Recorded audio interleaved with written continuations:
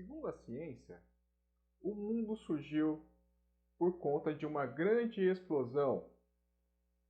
E segundo a religião cristã, que ela é a predominante no mundo ocidental, o mundo surgiu graças a Deus, que criou o mundo em 6 dias e no 7º descansou. Em relação à filosofia, como que surgiu o mundo? Você sabe disso? Se você tem essa e outras dúvidas, venha comigo no nosso 5 minutos de filosofia.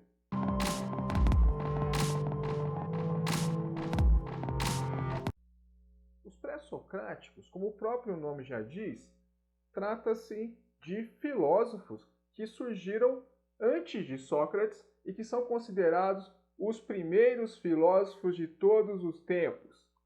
Estes filósofos surgiram na Grécia, certo?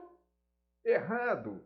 Na real, os filósofos, os primeiros de todos os tempos, surgiram primeiro na costa da Turquia e alguns outros também viveram na costa da Itália. E eles eram chamados de gregos porque culturalmente eles eram gregos. A noção de Grécia da época era diferente da do que temos hoje em dia. O primeiro filósofo de todos os tempos se chama Tales de Mileto. Ele se chama Tales de Mileto porque ele nasceu em Mileto, que, como eu disse, fica na costa da Turquia. Bom, se eu fosse um filósofo pré-socrático, eu me chamaria Bruno de Cruzilha, porque eu sou de Cruzilha, olha só. Bem, esses filósofos têm um problema em comum que eles tratam, que é compreender qual é a substância que dá origem a todas as coisas, o que eles chamam de arqué. Uma outra coisa também interessante que vocês têm que se ater é que esses filósofos ainda não estão preocupados com problemas do mundo humano, mas sim problemas da physis, do mundo físico. Então, esses filósofos eles têm características específicas diferentes daquelas que Sócrates vai trabalhar e desenvolver um século depois. Bem, estes filósofos têm um problema comum que eles estão tratando, né? Como eu disse, a diferença está nas respostas. Segundo Tales de Mileto, que é o primeiro filósofo de todos os tempos, tudo advém da água. Sim, o mundo surgiu da água, tudo veio da água. Aí você pode achar, nossa, que cara maluco. Claro que não. Essa estante não é água. Bom, veja bem, o conceito de água que ele tinha era diferente do atual. Isso tudo implica, né, obviamente, na visão de mundo que ele tem.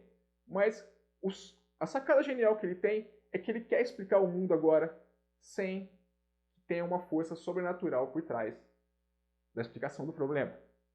Até então, o que acontecia era que, a partir de tradições religiosas, se explicava o mundo e havia uma pressão em cima dos indivíduos, de modo que você não podia fugir desse tipo de explicação.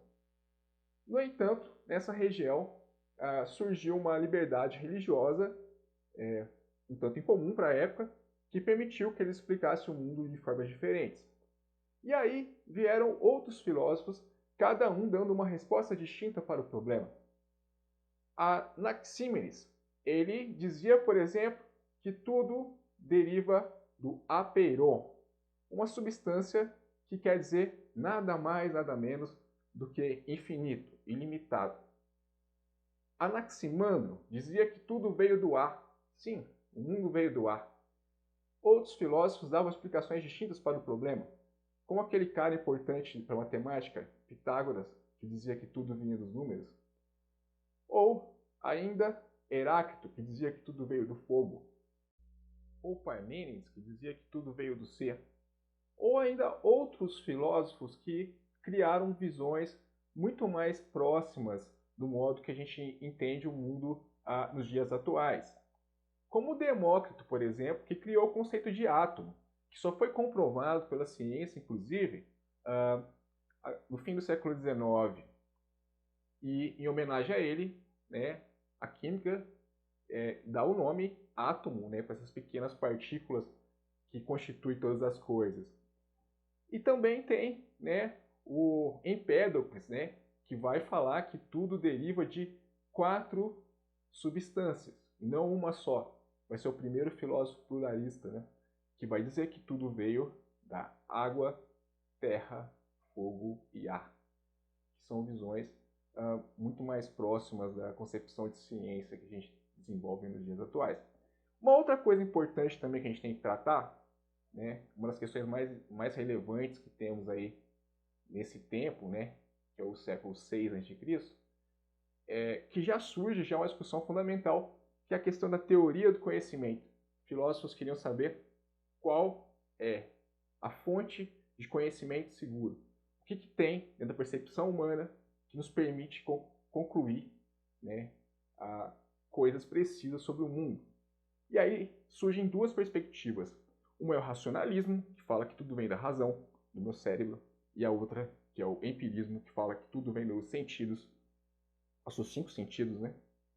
E então existe essa dicotomia e existe então o embate entre filósofos que vão defender uma perspectiva e um vai defender a outra. O primeiro filósofo a defender a perspectiva empirista é o Heráclito.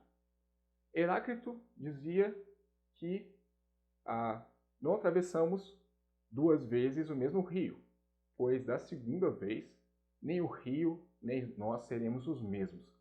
O que ele quer dizer com isso, pessoal, é que a partir da perspectiva dos sentidos, tudo está em constante transformação. Sim, se você voltar numa mesma cidade dali a alguns anos, a sua percepção de mundo vai ser diferente. E tudo está em transformação. E isso a gente sabe por conta dos nossos sentidos.